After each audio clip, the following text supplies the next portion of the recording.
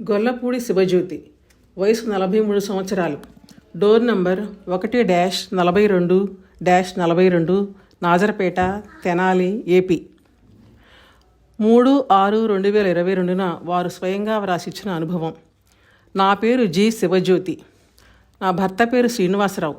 మాకు 2 అమ్మాయిలు, కావ్య మరియు ప్రతిమ. నేను చాలా సంవత్సరాల నుండి సత్సంగంకు వెళుతూ ఉంటాం. మా పెద్దమ్మాయి వివాహం గురించి మా గురువుగారిని అడిగాను.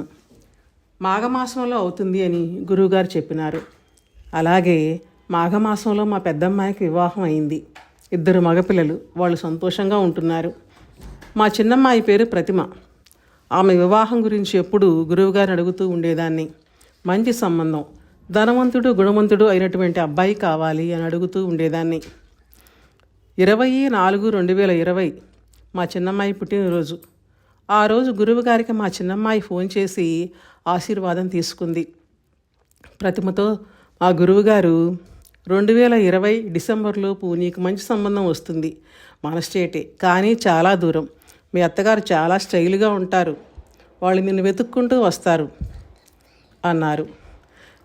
20/4/2021 లోపు నీకు ప్రెగ్నెన్సీ వస్తుంది. కావాలంటే ఒక బుక్ మీద రాసి ఉంచుకోమని మీ అమ్మని అని మా గురువుగారు మా అమ్మాయితో మాట్లాడినారు.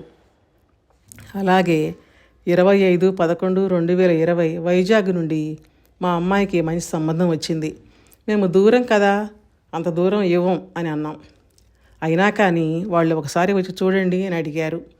మేము వెళ్ళి చూచాం. గురువుగారిని అడిగినాం. మంచి సంబంధం, పెళ్లి చేయమని చెప్పారు. 27/12/2020న మా అమ్మాయి వివాహం జరిగింది. 20/4/2021 నాటికి మా అమ్మాయికి ప్రెగ్నెన్సీ వచ్చింది. 27/12/2021న మా అమ్మాయికి పాప పుట్టింది. ఈ విధంగా గురువుగారి వాక్కు ఫలించింది.